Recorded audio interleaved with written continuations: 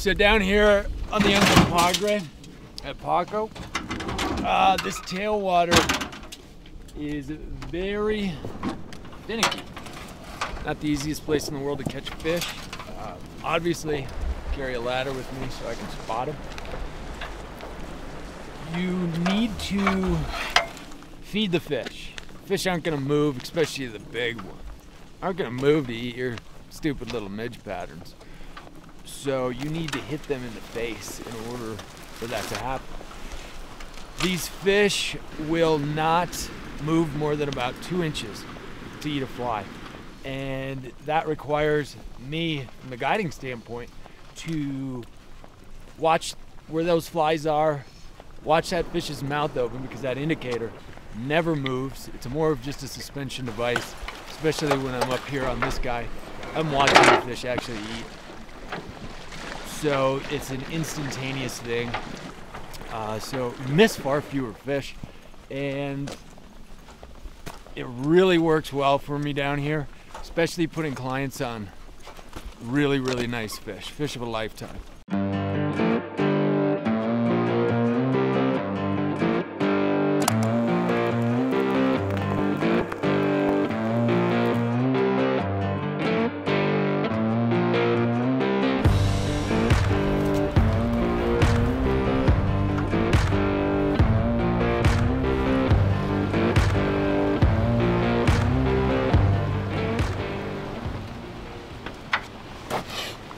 You ready? Big fish. Probably about 28, 29.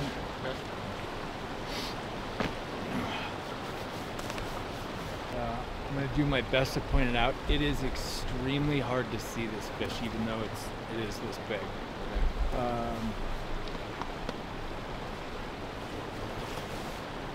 Yeah.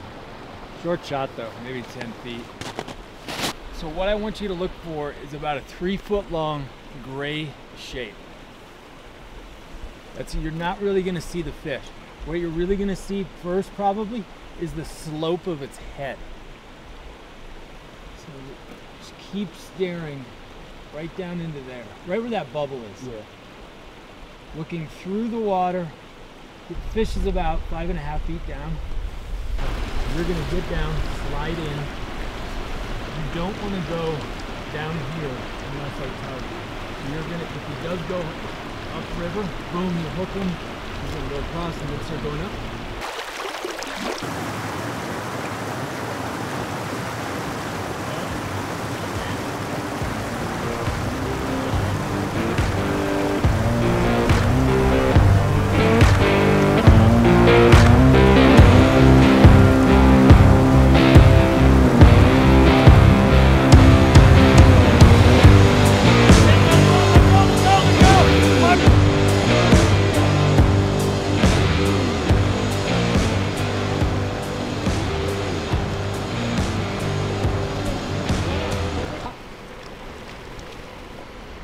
Rod down, good. Nice job.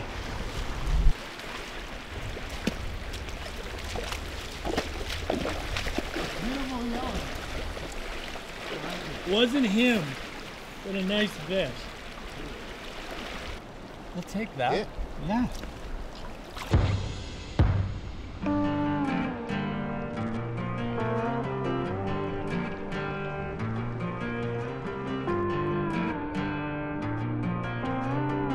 This is slow.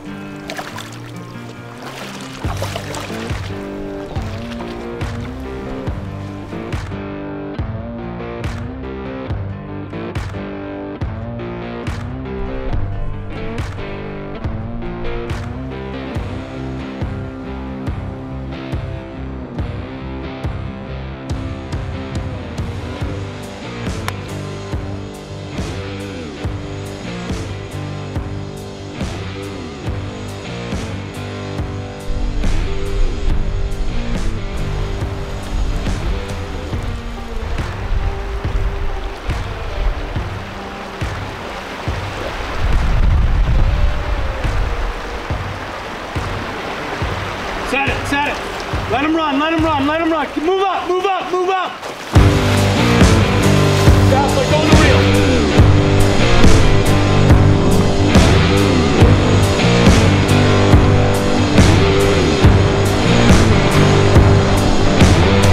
It's all wrapped up now.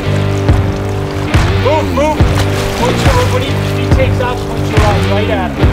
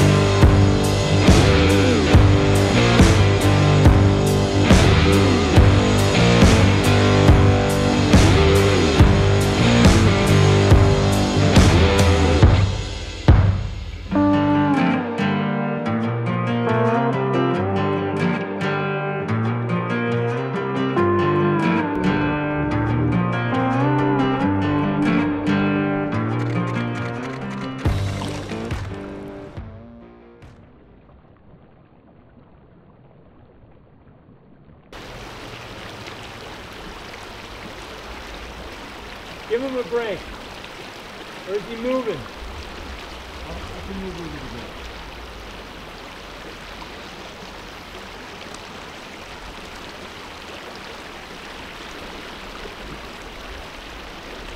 Stay there.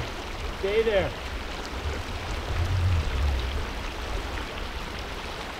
He cruised into that log pile, didn't he? Well, get ready because him getting in there might bring them both out. So we just had one really big fish. Probably over like 31, 32 inches. And Scott was moving up on him, still like 40 feet away from him, and the fish just decided to drift up to his little hidey hole for no reason.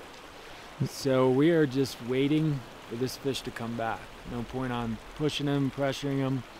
I can see him, but there's no way you can get a cast in. So it's the way it goes. But we're gonna sit here for maybe the rest of the day waiting for this damn fish to come back because he is worth it.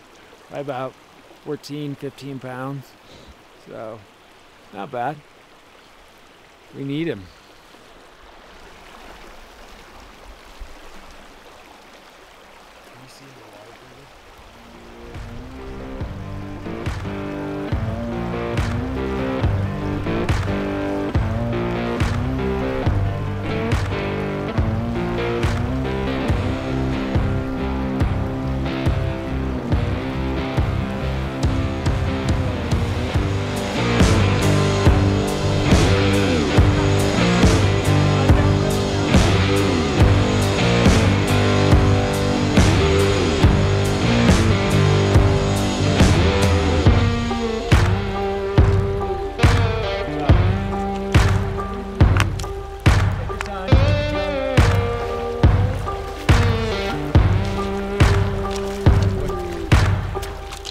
A big fish wasn't gonna cooperate. We were running out of time.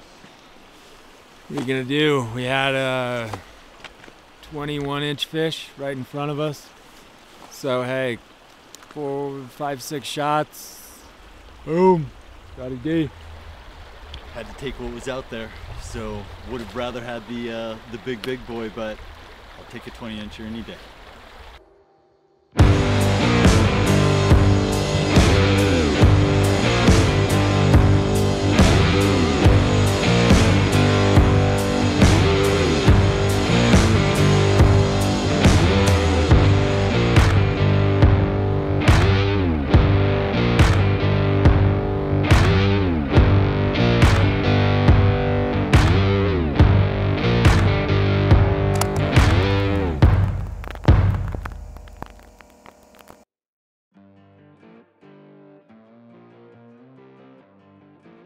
What's up, everybody? It's Email with Trouts Flashing, back with 5 flies for March, joined by professional guide Matt McCannel. We're here on the Uncompahgre. I don't know how to spell that. The Pa-Co section. I do know how to spell that. P-A-C-O, right? Hey, you got it. Nailed it. It's March. Things are going to start happening. Talk to us about March. What are you expecting from the month of March? First really good hatches of the year. Midges, BWOs, maybe see a few Caddis popping towards the end of the month. Yeah. Water temps are just starting to really creep up. Getting some warm days this time of year, so fish are moving up, maybe out of those deeper holes a little bit, into that faster riffle water. Yeah. Always fun. So I'm Active loving feeders. Active feeders. I always look forward to it. Yeah, for sure. So we want to talk about some flies that Matt might have designed that also can work in the month of March. They actually work year-round. Midges are year-round. Always in the road. Yeah, for sure. So let's get to the 5 flies for March.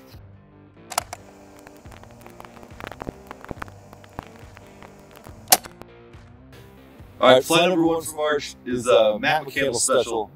As you'll probably notice, all of these flies are Matt McCannel specials.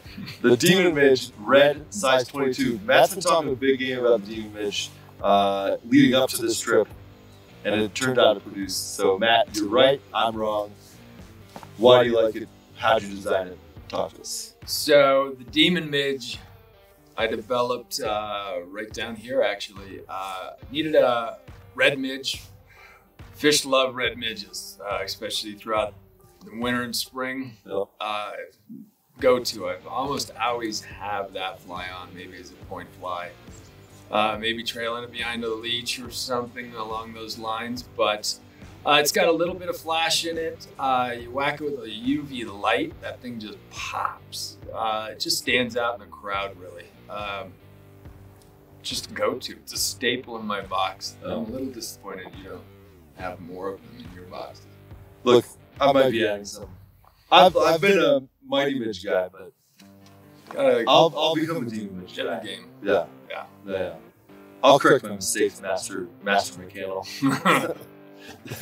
Fly number 1, the Demon Midge.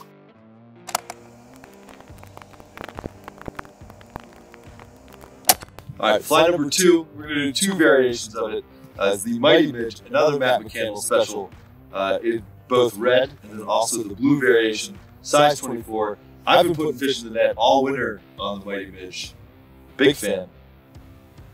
Talk to us about the Mighty Midge. What do you like about it? How did you design it? Great fly. I came up with it.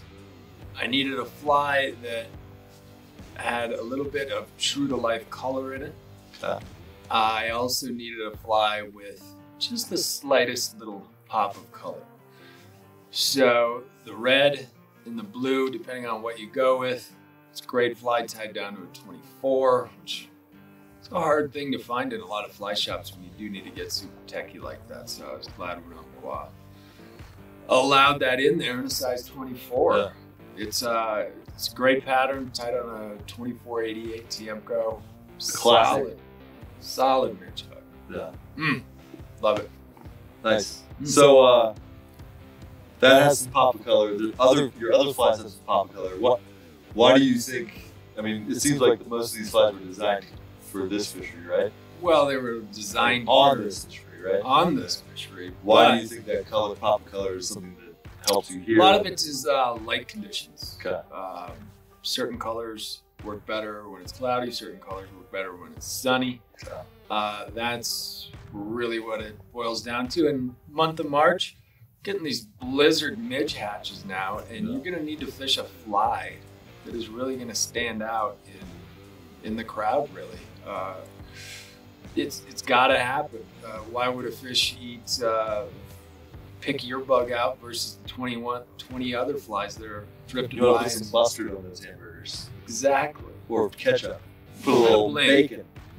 You're putting bacon on that hamburger. So now you're saying I'm putting my flies in bacon grease? No, I thought it was egg. I thought it would be for roe. Oh, yeah. I thought that was a secret. That would be good. No. But so so you're adding a little window dressing to your flies. Exactly. Little pop. Little pop. Nice. Well, a little pop works. Mighty Midge, size 24, red and blue.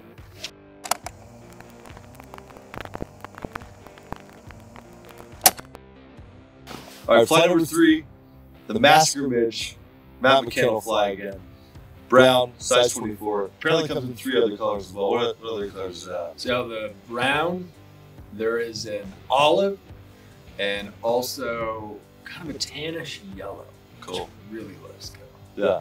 The Massacre Midge has like a foam back, like a post. What do you call that? Kind of a foam post, kind of angled up towards the eye of the hook. Yeah. So when it's in, whether you're nymphing with it down deep or you're fishing it as an emerger, the fly orientates itself just like a real emerging bug, kind of head up, wing case up towards the surface.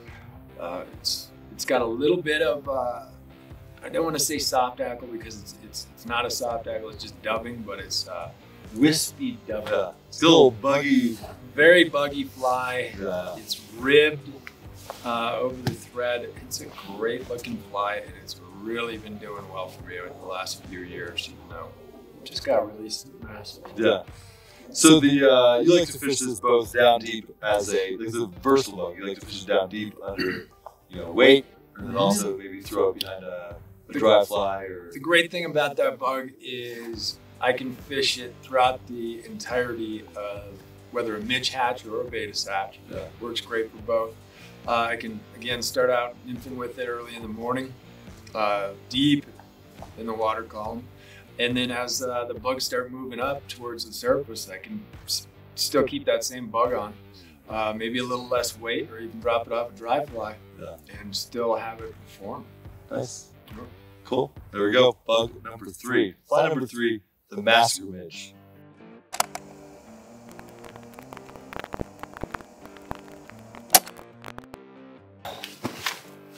All right. Why do you keep getting further away? Emma? Why snow? I thought we were just, I didn't want to play like elbows with you, Am I getting in the way? I feel like in center, dude. I'm perfectly fine. All right. Do you want a hug or something? We can do that later. Off camera. I'll do it on camera. Who cares? Fly number 4 for March. Neon Nightmare, pink, size 22. Matt, another colorful fly designed on these waters. When do you like to fish pink? Ooh. Throughout the entire winter and spring, that pink color is really hot. It's like a lighter pink. No, it's neon pink. Yeah. No. It's not like a sign. No. So this fly obviously doesn't look like anything in nature. No natural colors to it really at all. Maybe white, but it stands out. It is super effective during bright sunny days. Okay. Super effective. That's when I really fish that pattern. And you fish it deep for the most part? Deep, for the most part. I mean, Yeah. it's a midge larva pattern. Very realistic profile on it. Tied on a Umpqua 2488H. Ooh. So super stout hook. Yeah, for sure. You're gonna need it when you're battling these big fish. Yeah. What inspired you to do? Because there's orange, there's pink. Why did you choose to do bright fly like that? Were you just I've always been having playing a couple beers, drinking a couple whiskeys, and you're like, screw it, let's do something right? For years leading up to this fly, I've been playing around with a lot of really wild colors in my fly time, and they've always seemed to work. So why wouldn't it work in a midge larva pattern? Yeah. Fish don't get scared by it. It's not super aggressive. It just works. Yeah. And it works amazingly well all over. It's got a good slim profile too. So it's not like a super gaudy. It's just bulky. It's like it's got a little pop. Little pop. Yeah, a little pop. It's been catching fish for me on the South Platte, all those front range rivers for the past couple of years. So I put my seal of approval on it. Not that that matters too much. Wow. Thanks. You're welcome. I'll send you a certificate. It's good to know. Yeah, the Yvonne Orchard's seal of approval. I should start sending these out. That's a great idea. All right, fly number 4, Neon Nightmare.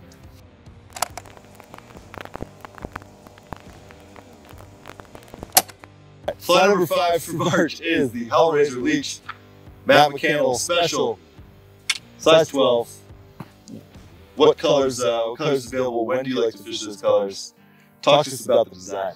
So, fly is available, let's see, black, olive, and a natural pine squirrel. Yeah. The natural is actually a hothead version. The fly itself is tied on a jig hook, 403 BL. Yeah, 403 BL. Look at you with the memory. Very yeah, impressive. Wow. Look out. It's the most impressive thing you've done all week.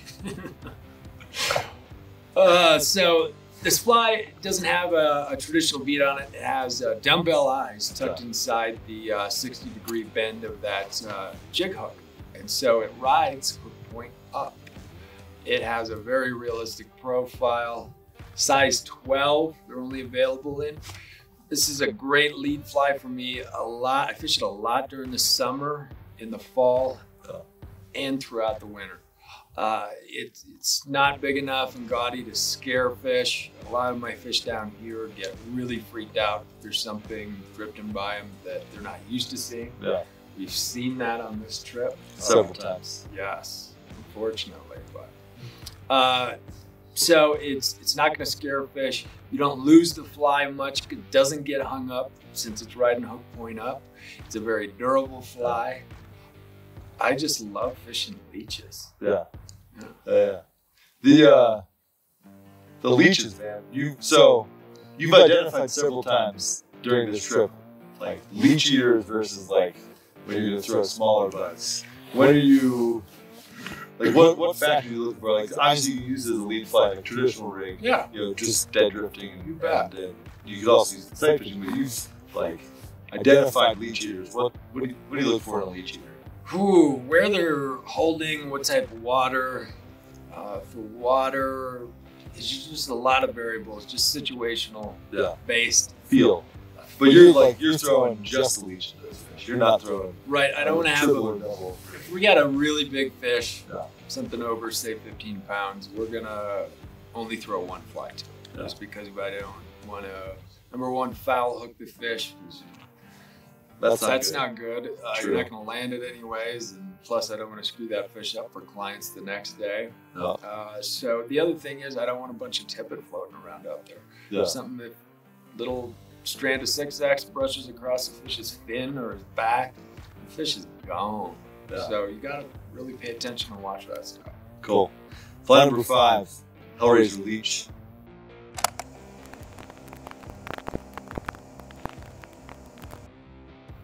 So, as we've alluded to, Matt's obviously does sight fishing trips here. You also do trips on the Gunnison, foot trips on the Gunnison. Talk to people about where they can find you, what you got going on. This is like the Matt McCannel plug section. Plug that shit, huh? All right, you told me to mention Instagram, Matt McCannel Fly Fishing. I didn't tell you that. Yeah, you did. Okay. You did off camera. Uh-huh. So you can go to my website, mattmccannelflyfishing.com, and you can also go to the Rigs Fly Shop website, fishrigs.com. Ridgeway, Colorado. Ridgeway, Colorado. Pretty good views. Nice views here. Yeah. All right, so big thanks to Matt for having us out. It's been a good time here on the Uncompahgre. Thanks for tuning in, and we'll see you again next month for April. In the meantime, stop by the shop. Give us a shout. Talk to you later. Bye. Bye now.